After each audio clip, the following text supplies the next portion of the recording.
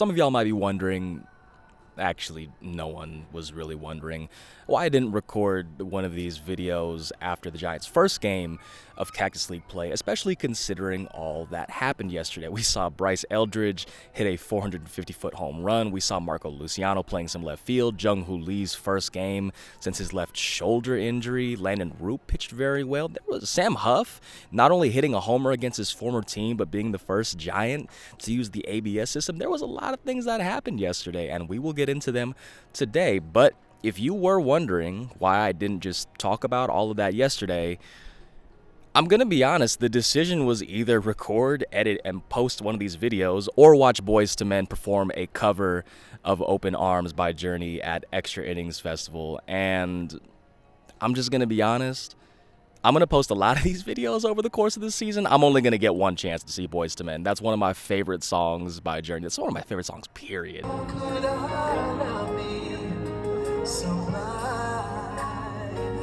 Not even a discussion. Also had an opportunity to see the Killers perform Mr. Brightside. 10 out of 10 experience. I'm not even that big of a Killers fan, but it was still a 10 out of 10 experience. But we've got two games to talk about. The Giants winning yesterday 6-1 against the Texas Rangers in surprise, the furthest distance the Giants will have to travel this spring, as well as winning today here 5-2 against the Cincinnati Reds. And let's get into the first game. And of course, the place we have to start with is Bryce Eldridge, the top prospect in the Giants system. Comes up to bat in the top of the ninth inning. Everybody in the press box, at least those covering the Giants, instantly gets out the phones knowing that there is a possibility that Eldridge could do something special, and he does, hitting a 450 homer to dead center field. The footage that I'm showing right here is not exactly the best in the world. You can't really tell. I personally still not sure if it cleared the berm entirely or if it landed at the very top of it, but it was very loud, and it was very far, and it was an exhibition of the power that Bryce Eldridge showed last season. And it's one of the reasons why people are already clamoring, especially if you go on social media, why people are already clamoring for him to make the San Francisco Giants roster. Is that going to be on opening day, March 27th? Likely not, but it is a sneak peek of what Giants fans can expect when Eldridge does make it to the big league level. Along with Eldridge, we had an opportunity to see Jung Hoo Lee in a Giants uniform in a game that counted for something for the first time since last May when he crashed into a wall against actually these same Cincinnati Reds, injuring his left shoulder and ending his season. And with the caveat that this is a spring training game and these games don't count for nothing, Lee actually looked pretty solid in the few innings that he had the opportunity to play. On the very first pitch that he saw, he lined a sharp single into right field. I'm forgetting what the exit velocity was, but it sounded good off the bat. And then it was either the first inning, second inning, it was early on the game. Someone on the Rangers, can't remember who, lines one into left center field. Lee goes into a full sprint, tracks it down. Did elicit some flashbacks of the play that injured him in the first place last year, especially as you're seeing him go into a dead sprint. He's getting close to that wall. You start thinking, oh, that might not be great if he doesn't let up. But tracks down the ball before hitting the warning track, and then once he actually does get to the warning track, peels off. Eldridge and Lee, of course, were the headliners of yesterday's game, but can't forget a mention of Sam Huff, someone who's going to be in competition for the backup catcher position, especially with some news that I'm going to get to later on this video. But Huff not only homered in his first plate appearance with the Giants this spring, hitting one to center field somewhere in the 422-foot range, but he also was the first Giant, as I mentioned earlier, to use the ABS automatic ball strike challenge system, and not only the first person to use it, but the first person to be successful with it, using it in the first inning. Landon Roop on the mound, Jake Berger at the plate. Roop threw, I want to say it was a 95-mile-an-hour sinker at the bottom of the zone. Looked like it barely clipped the zone. Roop kind of does this with his head, is like, I think it might have clipped the zone. Sam Huff kind of does the same thing, and he says, you know what, this is going to be the opportunity right now. Taps his head and says, well, let's run that back, let's challenge it. They show it on the video board. It's the T-Mobile animation that they've used in other broadcasts. I'm blanking, but they've used that type of animation before. Shows that the pitch just barely clipped the bottom of the zone. That call gets overturned from a ball to a strike. Instead of 1-0, we have 0-1. Funny enough, Huff ended up being on the opposite side of the ABS system as well. I want to say it was his second plate appearance of his afternoon. There was a pitch that appeared to clip the outside part of the zone. It gets called a ball. Kyle Higashioka, the Rangers catcher, turns to the umpire. taps the helmet a couple times. They go to review. Review determines that that ball indeed did clip the strike zone. So ABS system giveth, ABS system taketh away. And kind of to jump a little forward into some of today's news, Tom Murphy, the Giants' backup catcher, coming into camp is continuing to deal with an oblique issue. Manager Bob Melvin said he's receiving a second opinion on it today. We'll get more clarification on that tomorrow. And it's currently very unclear what Murphy's status is going to be for spring training, especially given that he is seeing a second opinion. And if Murphy is unable to be healthy for opening day, Huff is the natural backup catcher for this San Francisco Giants team. Huff has played over parts of 4 Major League seasons, but only played 3 games last year, has shown a little bit of power in the few opportunities that he has had at the Major League level, and as I mentioned on Saturday, he showed off exactly what that power can look like. A couple other observations that I want to get into from Saturday's game, one being Landon Roop, who threw 2 clean innings in his Cactus League debut, went heavily with, I want to say it was the sinker and the curveball, sinker and slider.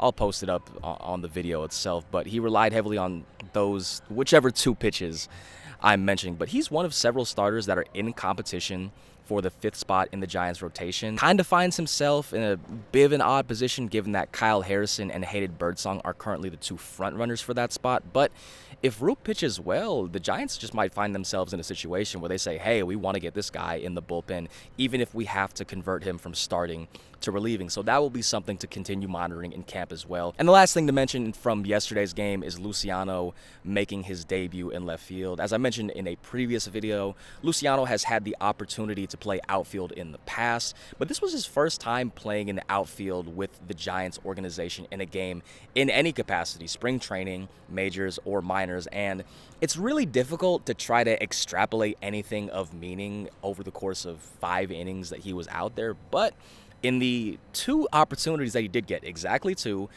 he looked like a left fielder. If you didn't know anybody who was on either team and you were watching today's game, and I asked you to figure out who was the player that was transitioning from infield to outfield, your answer likely would not have been Luciano.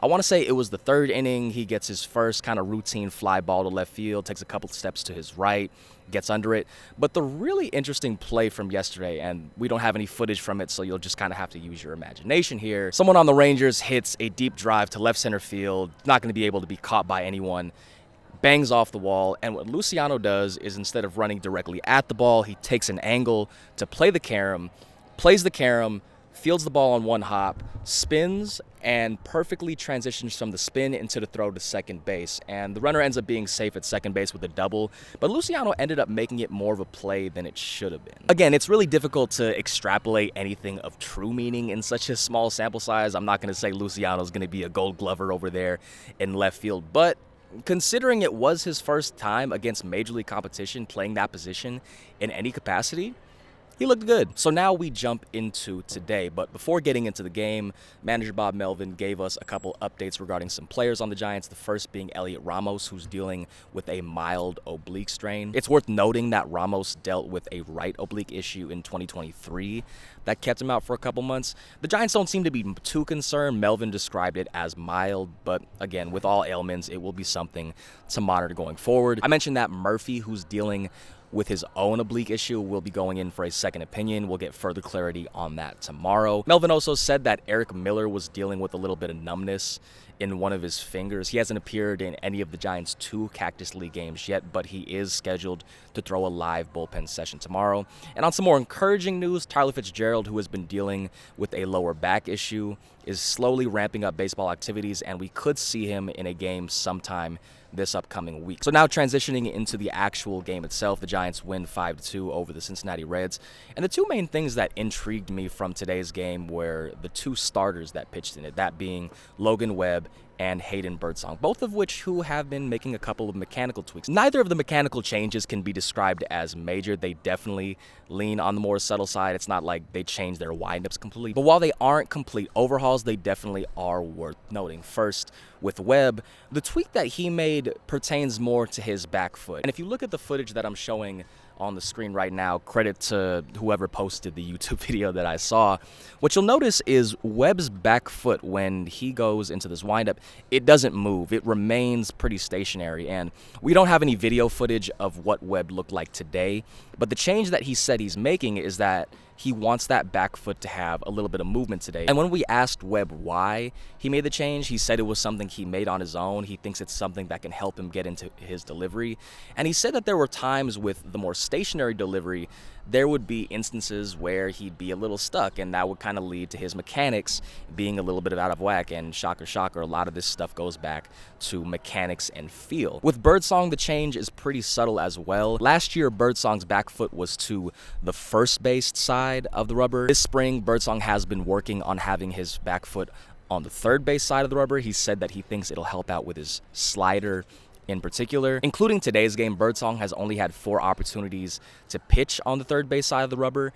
I want to say he threw 2 side sessions during bullpens, 1 time during live bullpens, and today's game. And again, with both of these tweaks, it's nothing major as far as changes that either of them are making, but it is going to be worth monitoring over the course of the 5 or maybe 6 starts that both of them receive over the course of spring training, how it feels, and whether they're making any additional changes into these, whether they're going back to what they did last year. Today was also the first opportunity we had to see Willy Adames in a Giants uniform in a game. He singled in his first plate appearance, drew a walk in his second, and we also had an opportunity to see Eldridge once again. Didn't hit another 450-foot home run, which I guess just for comparison, it probably would have cleared the batter's eye over there, but instead he muscled or blooped, depending on your perspective, a left-on-left single into left field, so he's riding a little 2-game hitting streak. Eldridge will be available off the bench tomorrow for the Giants at home. He's not going to be one of the guys riding the bus to the road venue. And the other person that we'll have the opportunity to see for the first time in a Giants uniform is Justin Verlander. And the unfortunate thing with Verlander starting at home, and I think I mentioned this in a previous video, is that Scottsdale Stadium does not have StatCast capabilities, which means we're not going to have the opportunity to see what Verlander's spin rate on some of his stuff might be. We will have the opportunity, if it is consistently showed on the scoreboard, to see what Verlander's velocity will be. When I did the video breakdown on Verlander, I mentioned how last year his velocity was the lowest since either 2014 or 2015. And again, with spring training, you kind of take velocity with a little bit of a grain of salt, especially for someone like Verlander who's going into his 20th Major League season. But if his velocity is sitting in that 94, 95, 96 mile per hour range, that's not insignificant. And the last thing to end on, speaking of velocity, is that Birdsong topped out at 98.86 miles per hour today. Scottsdale Stadium, very, very specific with their miles per hour. And after that start, Birdsong provided us with honestly what might be the quote of spring training so far: to throw hard, you gotta throw hard.